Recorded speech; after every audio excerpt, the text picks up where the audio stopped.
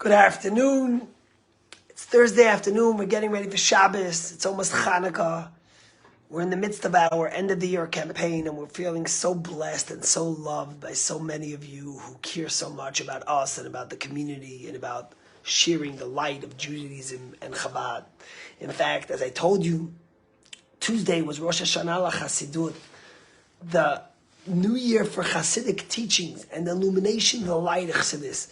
And one of the greatest things of that Chabad Chassidus and in general Chassidism taught us is about the little spark of light and Judaism and warmth that's within each every one of us. And if you show someone enough love and enough warmth, you'll be able to spread the light.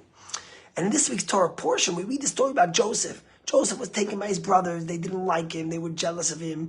They threw him into a pit. He was sold into slavery. Finally, he climbs up to become the viceroy of Egypt. And then he is accused of trying to have a relationship with Potiphar's wife, and he's thrown into prison. Imagine how he would feel at 17 years old.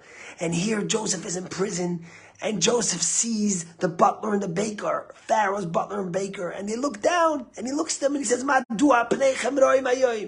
why do you look so down today? And you think, Joseph, this 17-year-old lad who was sold by his brothers, who was accused of the worst things that were untrue, who cares what someone else looks like? Why is he worried about someone else? And how does he even recognize and realize that they're down in prison? Tell us the rabbis, that's the story of Joseph. That's the story of the Jewish people. And that's what Chabad Chassidim teaches us.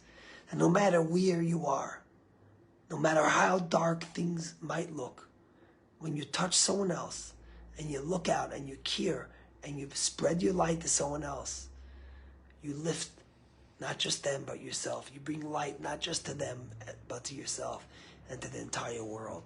You know, last week I spoke to you about Rabbi Federman, whose wife, unfortunately, Rebbetzin Federman from St. Thomas, is in a coma where she's fighting for her life. And there's been many stories going around about them. But one remarkable story was about one day there's a cruise ship that's docking from St. Thomas into St. Thomas, and amongst the thousands of passengers, a guy gets off, and he happens to be Jewish. And Rabbi says, excuse me, sir, are you Jewish? He says, yes. He says, we could like a menorah, it's Chanukah. The guy says, well, how much does it cost? He says, no, it's free. You can just take it. The guy says, all right, he takes it. He gets back onto the cruise later. He gets into his room, and he just puts it on the shelf. Later that night, his 6-year-old or 7-year-old daughter says, Daddy, what's with the menorah? We have to light it. So he says, listen, my daughter wants to light it. He says, I'll light it in our room. So the daughter says, no, my teacher told me in Hebrew school that you got to light it in the public. The whole idea of Hanukkah is to spread the light, to share the light, right? We all know we don't hang a matzah at our window on Hanukkah, on Passover. We don't put our apple dipped in honey in the window on Rosh Hashanah. But when it comes to Hanukkah, we put the menorah by the window, by the door. We make menorah lightings outside because we have to spread the light, share the love. So the daughter tells him, Daddy, we got to take it outside. So he's all right. His daughter insists. He's nervous. He goes to the cafeteria. He puts up with the menorah. In 2 minutes, someone says, oh, what are you doing? It's Chanukah. He says, I also have one. I'll put it. Sooner than later, there's 5 people. There's 10 people. By the time they were done, there was 20 people in the middle of the cruise lighting the menorah and singing Aner Dalalo and Maos Tzur. And that's the story. Little did Rabbi Federman know that his one menorah that he shared with someone else shared so much light with the next person, the next person. That's what Joseph did when he looked after those poor butler and baker who were in prison. He didn't just think about himself. That's what Hanukkah is. And that's what Chabad is.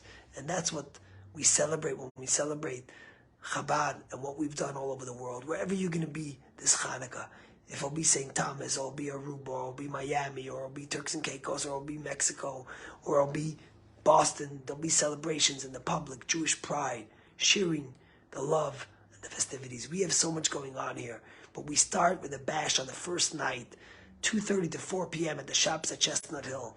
We will light a big menorah. We have Wacky Chad, one of the best shows from Faneuil Hall, 500 donuts and latkes and crafts for the kids and face painters and balloon twisters and a DJ and so much more to celebrate your Jewish pride, to show the warmth, to share the love and the light. Let's do it together. Thank you for your generosity. Thank you for loving us so much. We love you back even more. And may God bless us all with a great Hanukkah and a great New Year.